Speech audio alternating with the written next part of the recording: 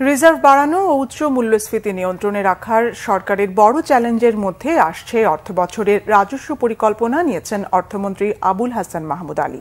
যাতে চলতি অর্থবছরের সংশোধিত বাজেটের চেয়ে রাজস্ব বাড়ানোর লক্ষ্য ধরা হয়েছে 63,000 কোটি টাকা। এদিকে ব্যবসায়ীদের আপত্তি থাকলেও বাজেটে ঘাটতি মেটাতে এবারও ব্যাংকিং খাত থেকে বড় অঙ্কের অর্থ নেবার পরিকল্পনা নেওয়া হয়েছে। গোলাম মনিরুল আহসানের রিপোর্ট।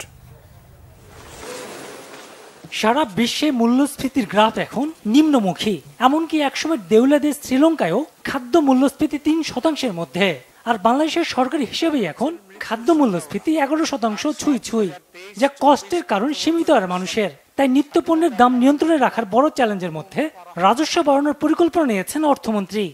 মূল্যস্ফীতির হার কমিয়ে আনার লক্ষ্যে সংকোচনমূলক মুদ্রানীতি অনুসরণ করা হচ্ছে এবং রাজস্ব নীতিতেও সহায়ক নীতি কৌশল অবলম্বন করা হচ্ছে।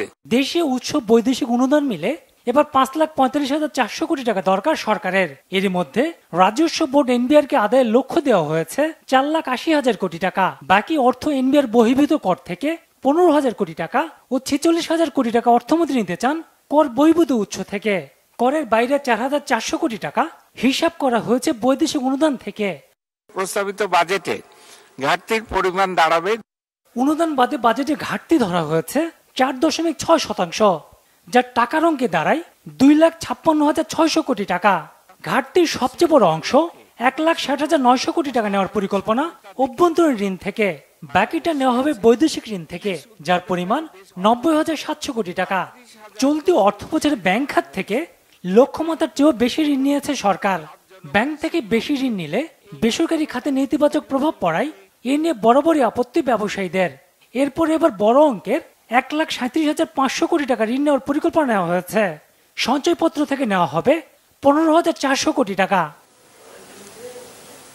শতাংশের হিসেবে সবচেয়ে বেশি অর্থ পাওয়ার লক্ষ্য মূল্য সংযোজন করবার ভ্যাট থেকে, যা মোট 38.1%, আর আয়কর থেকে আগের চেয়ে 3.9% বেশি অর্থ নেওয়ার পরিকল্পনা সরকারের, যা 36.6%। সম্পর্ক শুল্ক আমদানি শুল্ক থেকে যথাক্রমে 13.4% ও 10.3% নেওয়ার পরিকল্পনা রয়েছে। ভ্যাট থেকে পাওয়া অর্থের লক্ষ্য ধরা হয়েছে 1,82,783 কোটি টাকা, আয়কর থেকে 1,75,620 কোটি টাকা।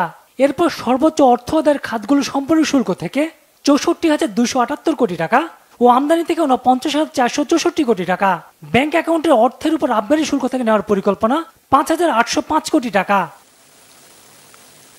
ব্যক্তির করমুক্ত আয়ের সীমা 3.5 লাখ টাকা থেকে বাড়ানো হয়নি, তবে বিত্তবানদের কাছ থেকে আয়কর আদায় বাড়াতে যারা 20 লাখ টাকার বেশি আয় করেন তাদের ক্ষেত্রে সর্বোচ্চ কর হার 25% থেকে বাড়িয়ে 30% করার প্রস্তাব দিয়েছেন অর্থমন্ত্রী। কর রাজস্বের পরিমাণ জিডিপির 10% উন্নীত করার লক্ষ্যে।